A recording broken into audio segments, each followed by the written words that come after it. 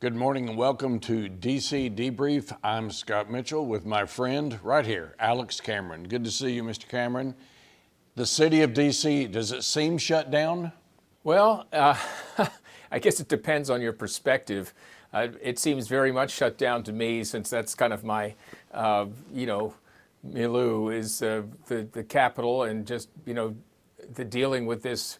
But I think for the average person, it's probably not really impacting them just yet. The metro is running, public transportation, things like that here. Now, if you're a tourist, if you were hoping to get a tour of the Capitol, go through the Capitol Visitor Center, if you wanted to see the Library of Congress, those places like that are shut down right now.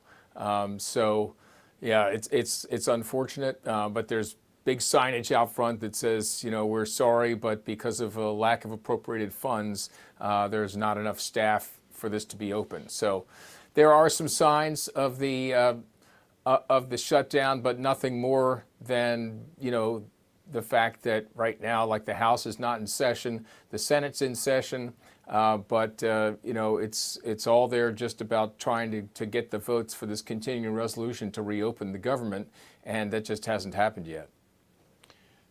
We are seeing very intense messaging by both sides, trying to blame the other side. And right now, who's winning the image campaign? Well, it's hard to say. I mean, I think I've seen a few different polls right now that actually show a majority of Americans are blaming President Trump and Republicans, but I don't think it's by a lot.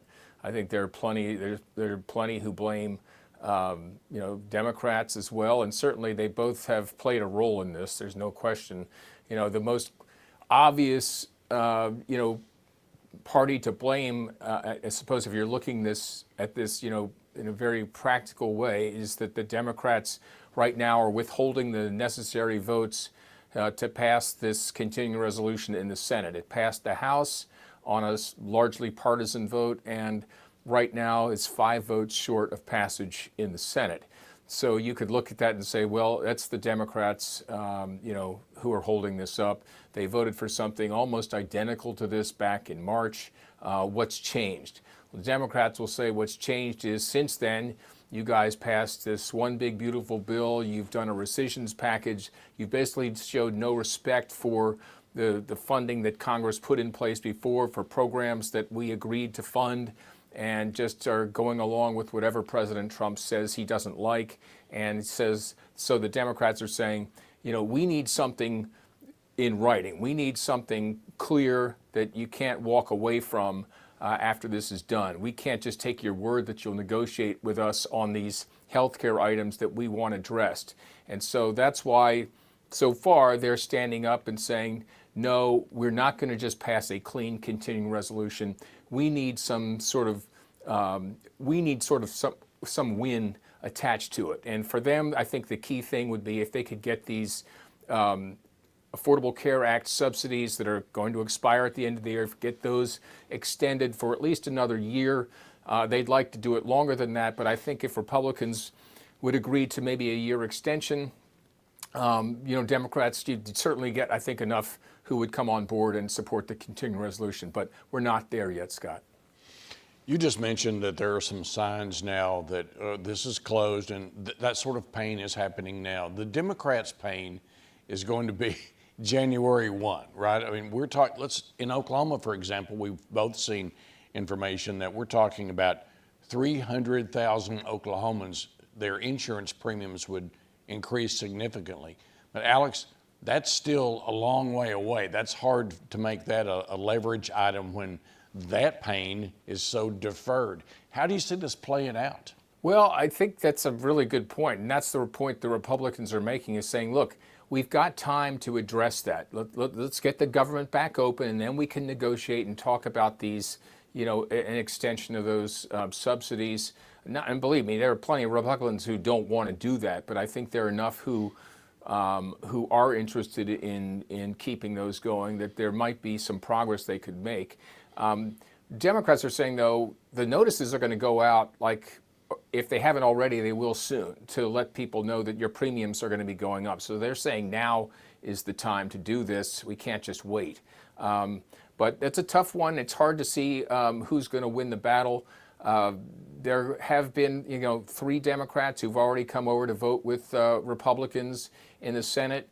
We haven't seen any more cracks yet in the armor, but it's not hard to imagine that there are a few others that could start to say, look, this is for the birds. We need to at least get the government back open.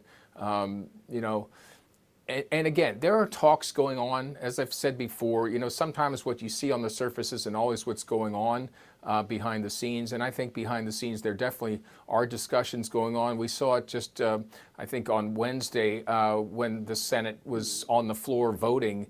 There was sort of this casual group of Republicans and Democrats who were talking about, very informally about, how they could address this situation.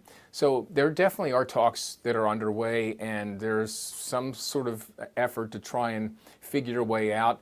I think, for the Democrats, it's going to be harder for them to find a way out of this, since, you could easily say, as I said before, they're the ones who caused the shutdown. Now, they're not going to say it the same way.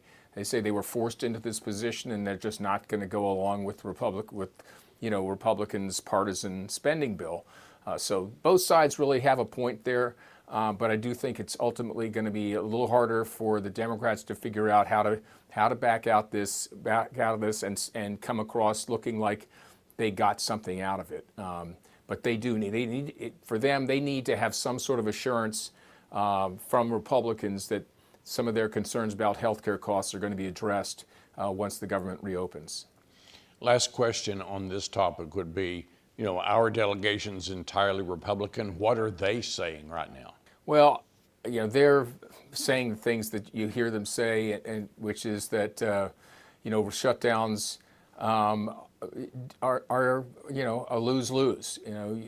I think they would be the first to admit that they have tried this tactic in the past, tried to leverage some sort of change in policy through a threatened shutdown and ultimately through a shutdown, and not to get what they want. So they've been warning all along that this is a bad move by the Democrats, and ultimately the Democrats are going to have to be the ones to kind of back away from their position and to reopen the government, unless they want to see real pain inflicted on the American public. I mean, right now, there are some inconveniences, but no one's missed a paycheck just yet. I think the first that would happen would be the middle of October.